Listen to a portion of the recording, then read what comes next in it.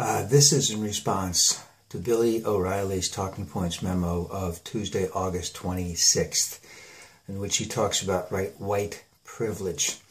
And from my own standpoint, Billy, the fact that you question white privilege here in the United States tells me you don't know dick about race relations in the United States. For hundreds of years, racism was explicitly written into the law in the United States, in our governing bodies from the top on down. And then even when there weren't things explicitly written into the law, there were things that were implicitly written into the law, such as sundown towns where black people were not allowed to walk around at night. Nothing in the law written, but they knew they couldn't be there. And going into your little diversion about Asian Americans, about white Americans, and about black people, black African Americans, in terms of how much money they make, what type of education they have, again, complete negligence on your part to really look at what has happened in terms of race relations for the last several hundred years. So not only was racism explicitly written into the law, funding for education was, for African Americans, was negligible compared to how much funding was available for white Americans for hundreds of years. And even now, in many areas, because even though segregation isn't technically written into the law, there are people, the inner cities are in many areas very black, and the funding for their school systems is not very good. It is appreciably less than what it is for white school systems. You also have that, I remember when I was first being hired for jobs back in the day, that I had people tell me that they would never they would never hire an N-word. I remember that. And, striking to me. And I know that it still exists now because we've seen it play out. Just because of the fact that I'm white gives me a tremendous advantage over a black person who has equal talent in terms of what employers would think just by looking at the two of us, what employers would think who they can get along with better. And I'm not saying, I don't think that that's right at all. But I'm saying that there is white privilege with anyone who is white going into a job interview. And for you to question that, Billy, it's just almost beyond comprehension that a Harvard man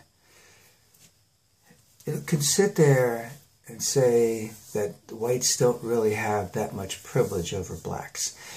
And then when you go into the cultural aspects about it, Billy, and blaming Beyonce for the fact that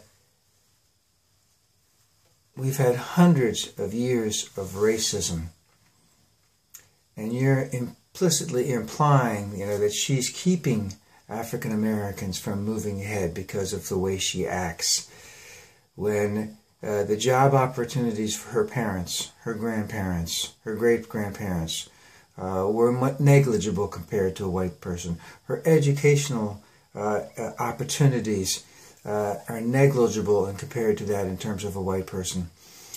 To blame that there's no African American leader to bring everyone up like that, again, is a complete cop-out, Billy. So there's so many things. I just found it so egregious that you would sit there and say that there really isn't that much of a white privilege. And I'm only scratching the surface, just what little crap I can think of on top of my head. Because racism is very deep in this country. It is very persuasive. It surrounds us. It encompasses us. And for you to just sit there and say, "Oh, it's Beyonce's problem," it's just so far beyond the realm of conception. Just to bring up another particular point, there are many professional athletes who've done very well who are African Americans. Some of them have had excellent careers and have not been able to take that on after their career is over. Many successful pro athletes have died penniless because they didn't know how to handle their finances, because let's just say the school systems let them not learn anything. They get into the pros. Someone took care of all their bills. When they ended, they didn't know how to do anything. These are also ways that we're just abusing African Americans and using them only for one thing and then throwing them away. And I don't want to go into. I'm just flummoxed that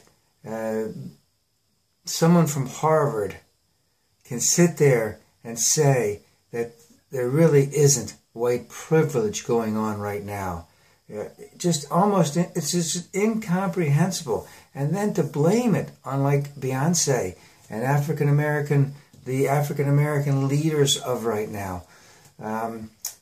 It's so much deeper. It's so much more pervasive. And I am just appalled that I don't even have a good word for it. The way you can't comprehend what a traumatic thing this has been for hundreds of years.